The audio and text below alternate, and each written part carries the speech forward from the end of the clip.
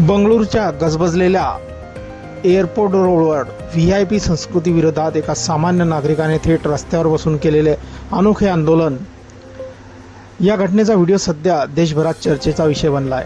कर्नाटक राज्याचे राज्यपाल थावरचंद गेहलोत यांच्या सुरक्षित प्रवासासाठी पोलिसांनी वाहतूक रोखल्यामुळे हा संपूर्ण प्रकार घडला आहे. या व्हीआयपी ताफ्यामुळे झालेल्या प्रचंड ट्रॅफिक जॅममध्ये या व्यक्तीची गरोदर पत्नी अडकून पडली होती. हा संतप्त नागरिक आपल्या गाडीतून उतरला आणि थेट रस्त्याच्या मधोमध जाऊन बसला. त्याने तिथल्या ट्रॅफिक पोलिसांना अत्यंत संतप्त भाषेत जाब विचारला. त्याने म्हटलं की माझी पत्नी गरोदर आहे, तुम्ही हा सिग्नल का ब्लॉक केला आहे? फक्त राज्यपाल व्हीआयपी आहेत म्हणून आम्ही सर्वसामान्य नागरिक म्हणजे कोणीच नाही का? आम्हालाही आमची महत्त्वाची कामे आहेत.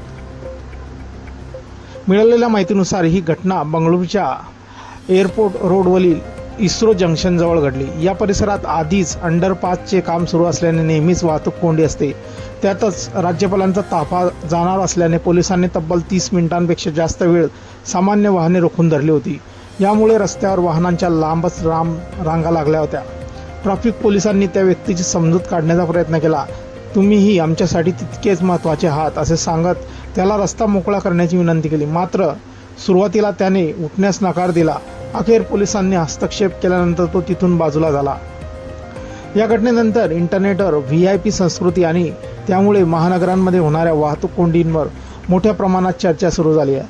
इन्फोसिसचे माजी मुख्य वित्तीय अधिकारी मोहनदास पै यांनी एक्सवर पोस्ट करत प्रशासनावर निशाणा साधला आहे. ते म्हणाले, व्हीआयपीच्या हालचालींसाठी अशा प्रकारे तासनतास ट्रॅफिक रोखण्याचा पद्धतीचा पुनर्विचार करा. शहरातील ही व्हीआयपी संस्कृती आता बंद झाली पाहिजे आणि नागरिकांचा आदर राखला गेला पाहिजे. मित्रांनो, आपल्या काही प्रतिक्रिया असतील या व्हीआयपी संस्कृतीबद्दल आणि माणसाने केलेल्या आंदोलनाबद्दल आपण कमेंट बॉक्समध्ये देऊ शकता. व्हिडिओ आवडल्यास व्हिडिओला लाईक, शेअर आणि चॅनलवरती नवीन असेल चॅनलला सबस्क्राईब करून घ्यायचा आहे. धन्यवाद.